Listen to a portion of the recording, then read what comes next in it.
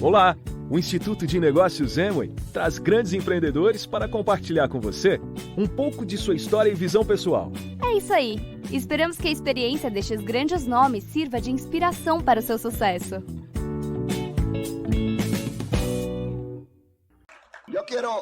Eu quero pedir um aplauso para dois grupos. Primeiro, para os diamantes que estão compartilhando aqui com vocês nesse fim de semana.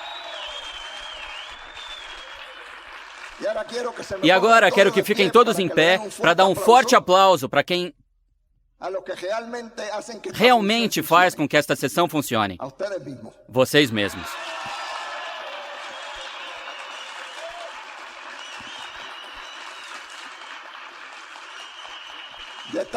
Já está bom, senão o sucesso vai me subir a cabeça. Eu estava pensando essa manhã sobre o que ia falar no grupo e comecei a pensar, sempre que abro um mercado e sempre que vou a algum país, sempre me perguntam, isto funciona? Eu queria ter um retrato agora para mostrar pelo menos alguns que isto funciona. Não vem? Muitas pessoas o que estão perguntando é se isto funciona. O que estão perguntando é, vou colher? Outros, depois de algum tempo, me dizem, onde está a colheita? E eu descobri que quem não planta, não colhe. E estava olhando a situação à noite, quando estavam passando os 12% ou acima, e eu disse, aí está a colheita. Olha a colheita dos 12, olha a colheita dos 15, olha a colheita dos 18, olha a colheita de prata, a colheita de ouro, a colheita de rubi, que passou aqui no palco à noite. Esta é a colheita. Sabe o que mais é a colheita? Olhem ao seu redor. Esta é a colheita dos primeiros 6 meses de plantação. Esta é a colheita. Esta é a colheita. E o bom dessa colheita é que as colheitas se multiplicam, se a pessoa souber como administrá-la. Não é?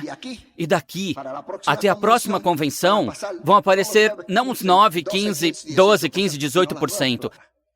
Mas sim os novos pratas, e vão aparecer os novos ouros, os novos diretos, e eventualmente vão aparecer os esmeraldas. E daqui, desse grupo que eu considero hoje o núcleo de crescimento dessa organização, daqui vão sair os próximos diamantes.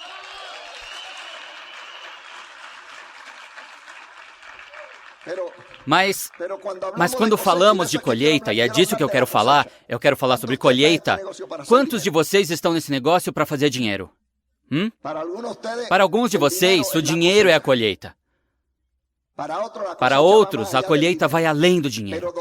Mas onde quer que esteja a sua colheita, temos que entender uma série de coisas. Em primeiro lugar, não pode haver colheita se não houver cultivo. Se não há cultivo, nunca poderá haver colheita. Não pode haver cultivo se não houver semeadura. Se não há semeadura, o que vamos cultivar? E não pode haver semeadura se não houver um semeador. Se não há semeador, não pode haver semeadura. E esta tarde quero falar aos semeadores deste mercado, a vocês. E estão pensando, mas lá fora tem outros que são semeadores. Não, os semeadores estão todos aqui. Aqui estão os semeadores. Aqueles jogaram uma semente assim no ar para ver o que aconteceria.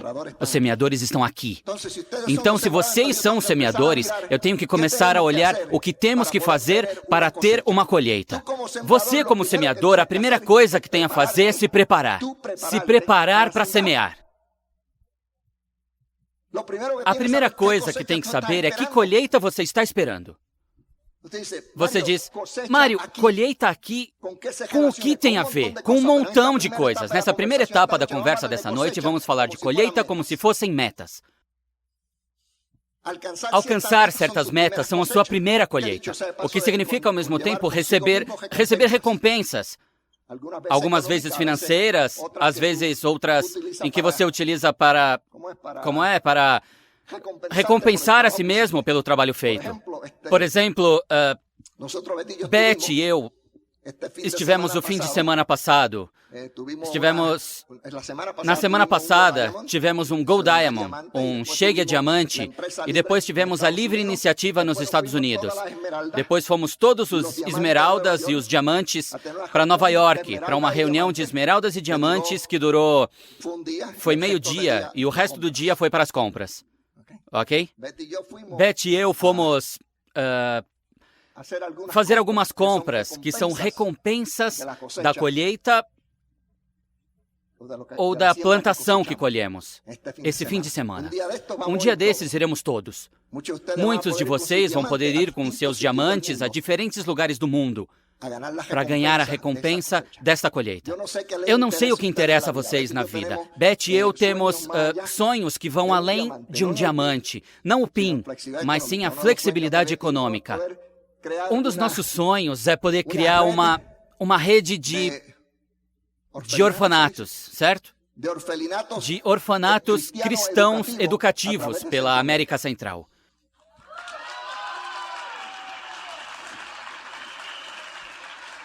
Isso é para que eles possam cuidar dessas pessoas, poder cuidar dessas pessoas, dar uma educação, ensinar conceitos de retidão, de integridade, para que sejam um benefício para a sociedade em que vivem, não um obstáculo, não uma corrente. Mas isso é uma missão, isso é um sonho grande nosso, por isso nós nunca deixaremos de fazer esse negócio. Porque hoje este é um sonho na América Central. E amanhã alguém aqui pode ter um sonho parecido na Colômbia. E na América do Sul isso é feito com John Rodrigues. E no México isso é feito com os diamantes mexicanos. E na Espanha está sendo feito com os diamantes espanhóis. E nós não viemos para este negócio apenas para fazer dinheiro, mas para contribuir com a sociedade onde o ganhamos. Esse é o resultado final. Construir a sociedade onde você ganha dinheiro. O dinheiro ganho na Colômbia deve ser investido na Colômbia. A colheita daqui deve ser para os daqui. Mas temos que achar os semeadores. E o semeador tem que se preparar, tem que se capacitar, você tem que saber o que vai semear. Há pessoas que dizem, eu quero semear, quero ter um milharal de laranjas. E vão e plantam bananas. Você não pode fazer isso, colher laranja se plantar banana. Então, Mário, o que isso tem a ver com o negócio? Alguns de vocês querem laranja, mas estão plantando bananas. Esse negócio tem que entender que se vão colher, esse negócio não é para quem precisa dele. Porque todos nós precisamos dele. Uns pelo tempo e outros pelo dinheiro. Esse negócio é para quem gosta dele. Se não gostam, a semente não produz. É uma semente que não germina nunca. Então, temos que semear, temos que saber o que queremos, qual é o fruto final que buscamos ao fazer a colheita, para então nos preparar, porque temos que aprender como preparar o terreno, temos que aprender como semear e, eventualmente, aprender como cultivar. Se nós estamos... Minha carreira foi militar. Minha formação foi em direito. Eu nunca exerci a profissão. Minha experiência em negócios foi no mundo das finanças em nível internacional. Mas quando eu cheguei ao negócio, eu sabia. Conhecia a semeadura e o cultivo do movimento militar. Conhecia a semeadura e o cultivo e a colheita. Obviamente, do mundo corporativo. Conhecia a semeadura e o cultivo e, obviamente, a colheita do processo legal. Porque, embora não tenha exercido, usava o meu conhecimento na empresa. Mas quando eu cheguei a este negócio, descobri que eu não apenas não sabia semear e cultivar, mas que não conhecia sequer a semente. Alguns estão rindo, mas estão na mesma situação que eu estava. Pensando, hã? Semente? Que semente? Hã? Eu achava que isso era Amway, estão falando de semear. Vamos passar de empresário a agricultor? Eu espero que sim. Eu espero que nos tornemos os melhores cultivadores de gente que existem. Os melhores cultivadores de gente que existem. Então, como você se capacita? Pois bem, é muito simples. Não vou entrar em muitos detalhes. Quero passar rápido para o cultivo. Então, onde estávamos? Estávamos semeando. Você, no processo, você como semeador tem que ter... como se diz? Renovar a sua mente. Tem que se colocar em uma postura de crescimento como semeador. Quem te capacita? O sistema. O sistema. Alguns de nós querem se capacitar por conta própria. Isso é impossível. Por isso temos tudo. Os áudios, os livros, os seminários, as opens, as convenções. Isso existe para que continuemos a renovar a nossa mente, para aprender o processo de capacitar. Ao contrário do agricultor que começa na louca, nós temos outros agricultores que já sabem semear o que você quer semear. A sua linha de patrocínio é quem vai ajudar você a semear corretamente. Então, se entendemos isso, um dos grandes problemas que temos no processo de semeadura é a nossa atitude. Se a sua atitude não for boa, se não for uma atitude positiva, jamais vai conseguir semear corretamente. Ou talvez consiga semear, mas fará de qualquer jeito. Ok? Vamos, se entendermos que o semeador, que é você, tem como objetivo semear, então, entre as coisas que tem que fazer para semear, é conhecer a primeira faceta do seu negócio, que é a arte de prospectar. Por quê? Porque já... Não vamos dar um passo além. A primeira coisa que você tem que fazer para semear é ver o que vai semear. E para saber o que semear, o que você precisa ter? A semente adequada. Qual é a sua semente? A lista. Esta é a sua semente, a lista. Se você tem poucas sementes, vai semear um pouquinho. Se tem muitas sementes, tem a oportunidade de semear mais. Mas a lista, a sua lista, tem as sementes para a sua semeadura. Você tem que saber que sementes tem à mão e o que é preciso para plantá-las. Não pode saber o que é preciso para ter uma... Quantos sabem que o café é plantado de forma diferente de como a cana é plantada, por exemplo? Não só a semeadura, a preparação é diferente, o terreno é diferente. E se entendermos isso, então entendemos também que uma semente cresce mais rápido do que a outra. Uma árvore de abacate se diz aqui, não é? Uma árvore de abacate demora muito mais para crescer do que uma plantação de milho. A árvore de abacate demora um montão para crescer e dá abacate. Então precisamos saber o que estamos semeando e quanto isso demora. Isso o sistema ensina. Mas você tem a semente. Mas para saber isso, você tem que dominar a arte de prospectar. Não vou entrar em muitos detalhes, mas vou dizer que a arte de prospectar é formada por 3 áreas: contatar, conhecer e convidar. Estas são as 3 áreas. Contatar. O que é contatar? Contatar? Eu faço contato o tempo todo. A pessoa que se senta do meu lado no avião, eu faço contato. Por quê? Para patrocinar? Não, para praticar. Na maior parte do tempo, tenho cartão e mais cartão, mais cartão, mais cartão que não vou usar. Então, por que faz isso? Porque se eu não praticar o contato, não vou estar afiado para ensinar você a fazer isso. Então você pratica para poder ensinar, para ser... E como não está contatando para patrocinar, não sente medo. Mário, e como você faz o contato? Do jeito que eu quiser, depende do momento, porque eu falo de qualquer coisa, onde quer que seja. Pode ser no avião ou onde for. Quantos aqui já foram ao banco depositar e entram na fila mais comprida ou mais curta?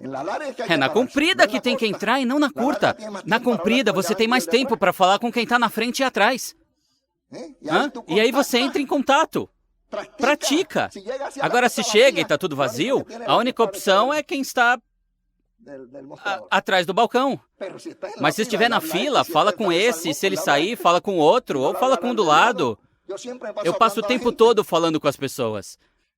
A Betty sempre me diz, ô Tagarela, por que não vai pro lado e fica quieto? Mas eu continuo falando, porque aí é onde eu treino minhas habilidades, onde você tem que criar uma situação para conhecer essa pessoa. E é diferente para cada uma. Quem aqui já conheceu alguém e rapidamente teve a sensação de que se conheciam a vida toda? E já sabem um montão de coisas. Quando você faz isso, e não vou entrar em detalhes, mas quando você faz isso, faz anotações no mesmo cartãozinho que te deram, se possível, e deixa arquivado lado se não quiser fazer nada com ele. Você cria uma relação, conhece e faz o convite. E faz o convite. O convite é a última parte. Contatar é a parte mais fácil e é o que vai ajudar a ter confiança na hora de convidar. Mas tem que saber como convidar de acordo com a semente. Por isso é que precisamos do sistema de capacitação. Sem o sistema de capacitação, nunca aprendemos a diferença entre uma semente e outra. Nunca aprendemos a diferença em como semear o que e quando. Se entendermos isso, o próximo passo é cultivar. Vamos supor que já semeamos. Caso ainda não tenham percebido, somente semeamos há somente 2 processos de semeadura. Ok? Preparamos o terreno e semeamos. Dominamos a arte de prospectar e apresentamos o plano. Isso é tudo. Convidamos e apresentamos o plano. Mário, mas nem todo mundo para quem apresenta o plano entra. Nem todas as sementes que plantamos crescem, germinam. Mas você não entende, comigo ninguém entra. Eu convido e ninguém entra. Há vezes em que você não tem as sementes e quer consegui-las e não consegue. Sementes especiais. Mas elas existem. É questão de tempo. Você não vai encontrar certos tipos de sementes fora da estação. Mas se entender isto, entender a mentalidade do agricultor, poderá entender a mentalidade do semeador. Se entender a mentalidade do semeador, poderá entender a mentalidade do empresário. Então, quando estamos olhando isso, passamos ao processo de semear. Semeamos apresentando o plano, né? Começamos o processo de cultivo no acompanhamento.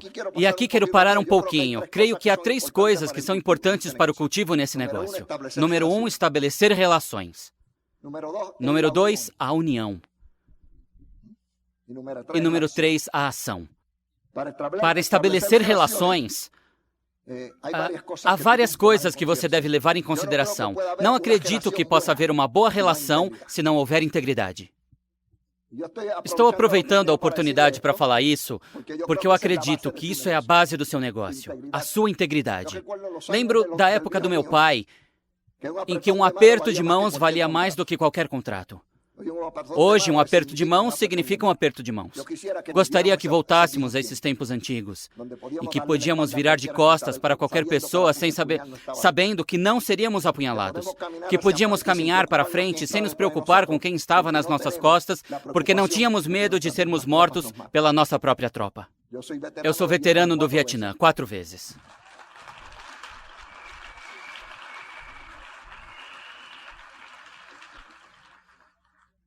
E eu me cerquei de líderes que tinham a minha confiança total. Porque entendia que o processo de integração e o processo de se integrar é feito basicamente de 3 coisas. Podemos colocar mais um monte de coisas aí, tá? Ética.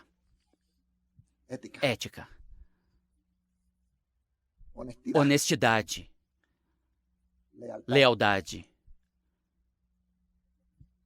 E verdade. Você diz, mas é tudo a mesma coisa. Não, vou explicar um pouquinho, porque acho crítico que entendamos essa parte. Esqueça da integridade um pouquinho e vamos pegar a palavra lealdade. Em uma pesquisa feita nos Estados Unidos há 2 anos sobre as pessoas, desde os níveis mais baixos, níveis corporativos, ou seja, os trabalhadores, o administrador médio e o executivo, os de baixo miravam a recompensa, o salário. O médio mirava a produção, porque é o que garante o seu trabalho. O executivo mirava a lealdade.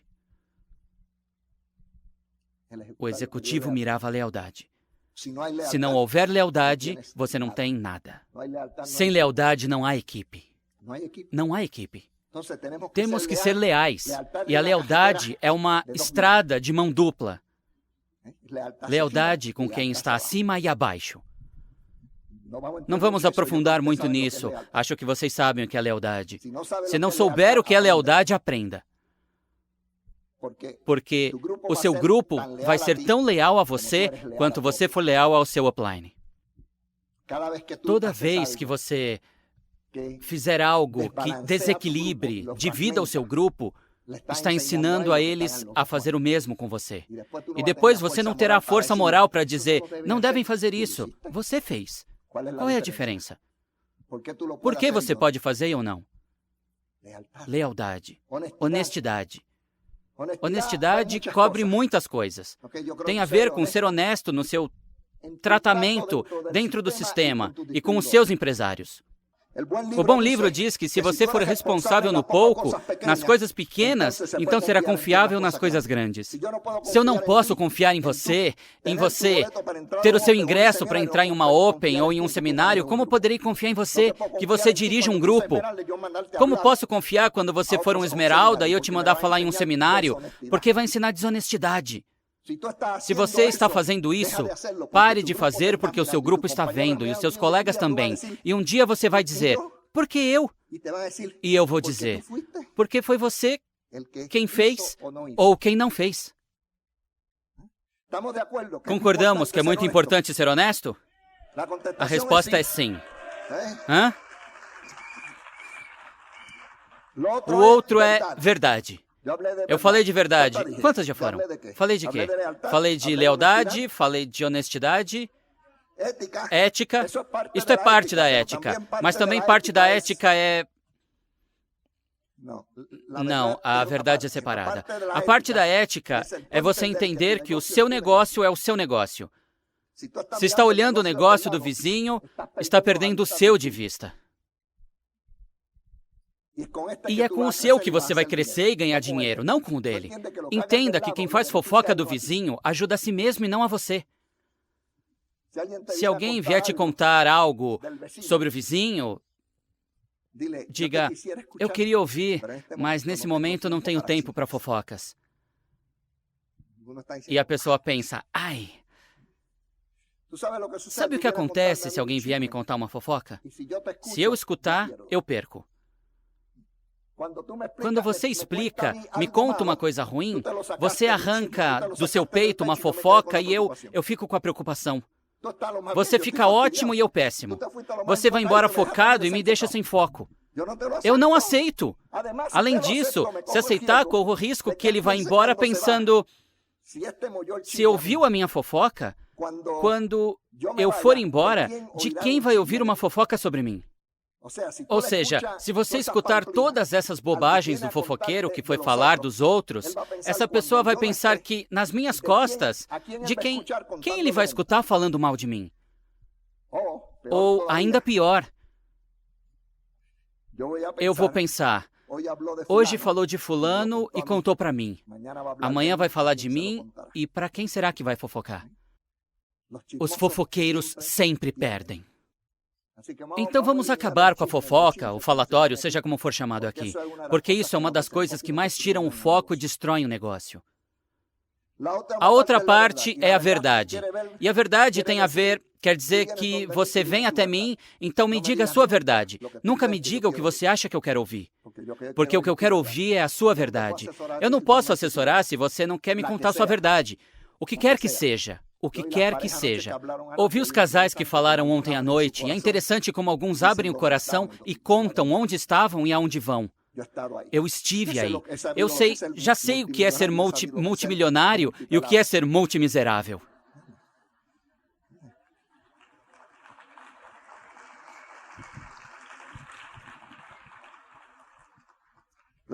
A segunda parte do cultivo é a ação. A primeira qual era? A primeira era integridade. A primeira parte do cultivo é a integridade. A relação que se constrói com integridade, honestidade, lealdade e verdade. Ok? A segunda parte é a ação. Do que adianta você criar uma série de relações se você não agir? A ação tem que ser consistente. Isso quer dizer que se faz o tempo todo. Vocês, quantos querem chegar a diamante? Ok? Quantos sabem que tem que passar pelo nível direto antes? Então, devemos pensar no que temos que fazer para chegar a direto. O que temos que semear, o que temos que cultivar para chegar a direto. Se a ação é apresentar o plano e fazer o acompanhamento, patrocinar a pessoa e ligá-la ao sistema e acompanhá-la, isso tem que ser feito consistentemente. Alguns de vocês não estão fazendo isso porque têm medo de perder a pessoa. Se você não ligar a pessoa ao sistema, vai perdê-la de qualquer jeito. Eu prefiro que a perca depois que você investiu só uma semana nela, do que a perca depois de investir um ano. Ok? E tem que ser consistente. Tem que ser perseverante. O que isso quer dizer? Você faz independentemente do que for. Acredito que esse negócio é feito por uma das duas razões. É feito ou por um sonho grande, um eu quero incrível, ok? Ou por um desgosto ou um medo. Ok? Quantos de vocês gostariam de se livrar do chefe? Um dia ir e dizer a ele: olha, trouxe para você um relógio do Mickey Mouse, que comprei em Orlando, como um presente pelos 45 mil anos que você me oprimiu. Mas talvez este não seja o seu caso, talvez você seja o chefe. Ou talvez não seja este o seu caso, não esteja oprimido onde está, esteja feliz no seu lugar. E se estiver, deixe dizer que eu acredito piamente que se você tem um trabalho, você deve ser o melhor que existe neste trabalho. Isso ajuda você em todas as outras áreas. Aí quando você for embora, que digam: tomara que consigamos alguém que esteja na Amway para substituí-lo, porque esses sim são bons. Hã?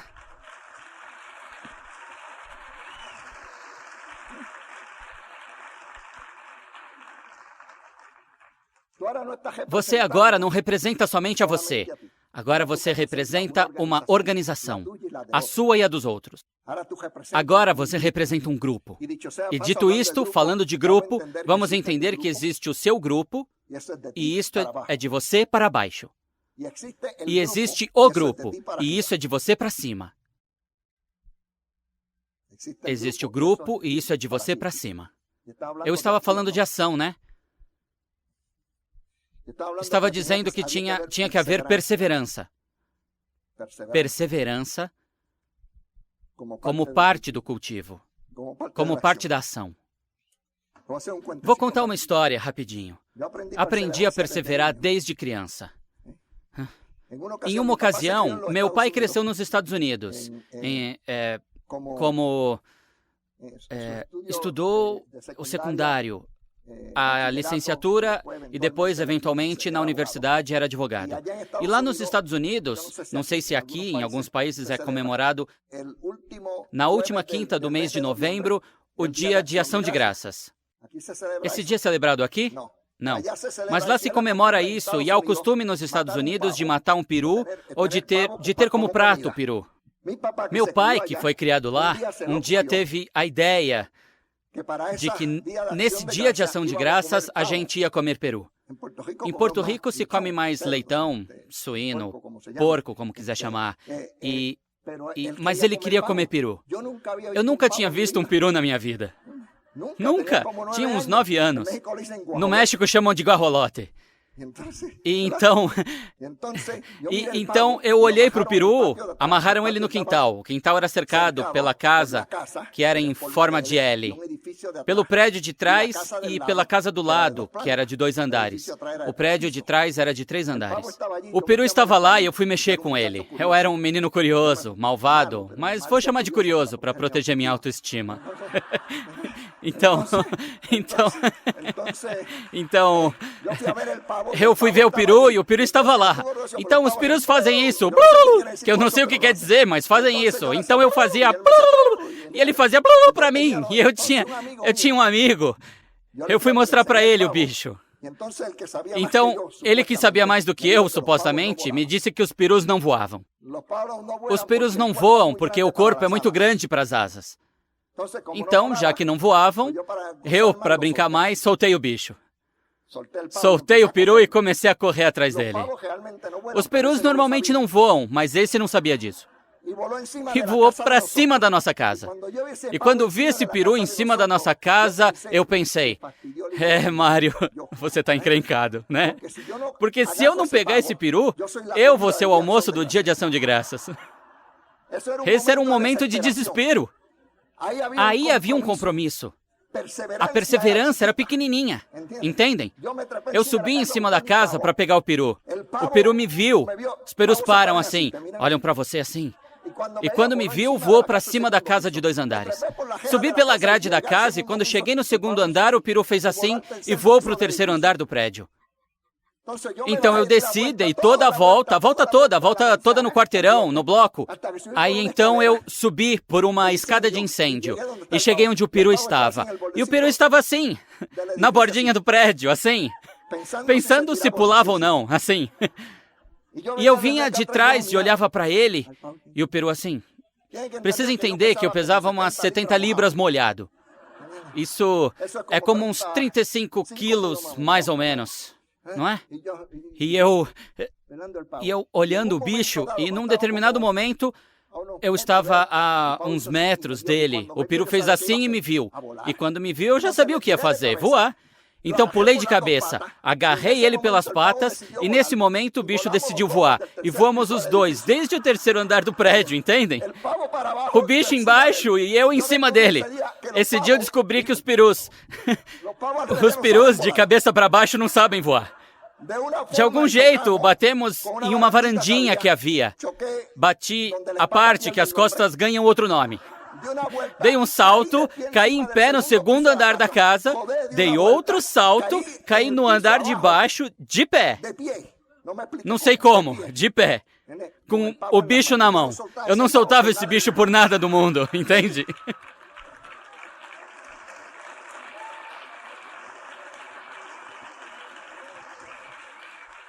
Alguns de vocês aqui, mal veem o primeiro obstáculo e soltam o bicho.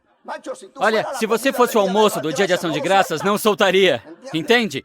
Alguns de nós não estamos suficientemente assustados com a situação que vivemos. Não temos a insatisfação suficiente, o sonho suficiente para seguir adiante. Por isso, não podemos implementar a ação de que estamos falando. Quero falar mais uma coisinha antes de concluir. Para completar, quando eu caí, havia uma senhora que estava... Sabem que em toda a vizinhança, uma senhora que é o alto-falante da vizinhança. Quando eu caí com o bicho lá, ai, morreu! E eu com o mesmo susto, quem morreu? Quem morreu? Quando o meu pai chegou, essa senhora disse, foi para a rua e disse, seu Mário? E ele disse, fala. E ela, como está o menino? Intrometida. E ele disse, o menino? O menino? E ele, o que aconteceu? E disse, caiu do prédio com o peru. Então o meu pai, eu já estava super bem. Meu pai me perguntou, me conta do peru. E eu disse, que peru? Eu ainda não tinha entendido o princípio de verdade. Então, menti que você não tem nem ideia. Disse, o bicho tá amarrado lá, olha lá, não tá vendo? Não riam, não riam. Alguns de vocês estão dizendo aos patrocinadores, olha, eu fiz 7 ligações, não veio ninguém. Mas eu fiz 17 telefonemas, olha aí o peru. É você com o telefone, você não fez nenhuma ligação, nada. Ok? Eu comecei a pensar que o último e mais importante é a união. E sobre união, vou dizer apenas 2 coisas. Este é um grupo inteiro de uma só organização. Somos todos uma família. Cada um de nós tem...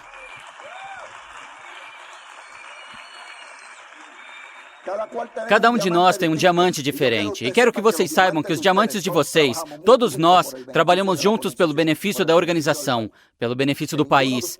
Que nenhum de vocês, no nível que estiverem ou no nível que possam chegar, pense jamais que é tão grande neste negócio para fragmentar o seu grupo da sua linha de patrocínio. Porque o dia que você fizer isso, você vai perder o seu grupo. Porque ensinou a eles a ser desleais, ensinou a não serem unidos, ensinou maldade em vez de bondade. E esse negócio opera com bondade e não com maldade.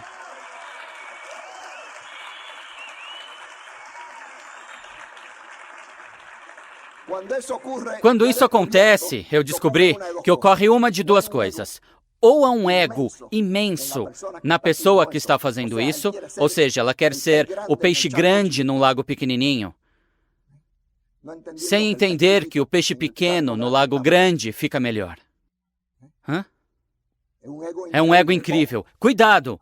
Há uma avareza incrível. Estão olhando para o dinheiro em vez de olhar para as pessoas. Que ninguém nunca perca o foco, porque este é um negócio para servir as pessoas. Não devem ter um cifrão de dólar ou de peso na testa. Devem ter um sinal de amor. E você deve responder a este sinal de amor.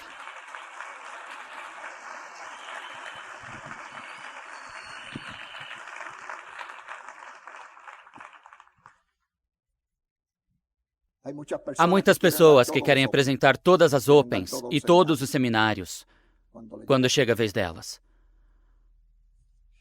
A razão que não colocamos você para fazer todas as Opens e todos os seminários é porque nem todo mundo se identifica com você.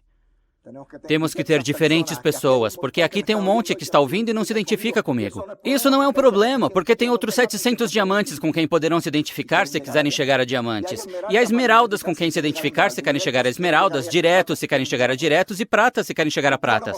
E talvez você não goste do seu upline. O seu upline, o que patrocinou você, ou um mais acima, você não vai com a cara dele. Não vamos pedir que se case com ele, não se preocupe. Não vamos pedir sequer que goste dele. Mas estamos pedindo que, se ele está operando dentro das pautas corretas, éticas e morais, com integridade, honestidade, verdade, então você o respeita. Se quiser que respeitem você. Porque isso também é uma via de mão dupla. E finalmente, para concluir, vou dizer que precisamos ter consciência do que temos nas mãos. Se não sabemos o que temos nas mãos, não saberemos o que poderemos dar. Eu sou veterano do Vietnã e há uma história que eu acho que eu quero propor para a Colômbia hoje. Já contei em outro lugar, mas talvez jamais tenha contado em um lugar em que seja tão necessária quanto aqui. Um dos combates, uma das batalhas violentas que houve no Vietnã, voltavam depois de uma retirada e o sargento, olhando as tropas, notou que faltava um deles. E disse, vamos supor que se chamasse Juan, disse, onde está Juan? E eu respondi, Juan foi ferido, ele caiu uns 3 ou 4 quilômetros para trás. E ele disse, vou buscá-lo. E o tenente, não vá. Vai arriscar a sua vida. Além disso, já devem ter matado o Juan. Já está morto. E ele, tenho que ir. Insistiu tanto que o tenente deu uma ordem direta, não vá. Uma ordem direta para não ir. E num descuido do tenente, o sargento escapou e foi atrás de Juan. Várias horas depois, o sargento chegou com Juan nos ombros e o colocou no chão. O tenente se aproximou, olhou e disse, está morto. Eu disse, arriscou a sua vida e ele está morto. Eu disse que não valia a pena ir. E ele, perdão, tenente, valia a pena. Quando eu cheguei, ele ainda estava vivo. Me deu a mão e disse, sabia que você viria me buscar. Lá fora, tem um montão de feridos. Neste negócio, há somente 3 pessoas. As que ninguém pode patrocinar, as que qualquer um pode patrocinar e as que somente você pode patrocinar. Somente você, você e você. Esperamos que as experiências compartilhadas aqui contribuam para o seu sucesso. Tanto pessoal como profissional. Até a próxima!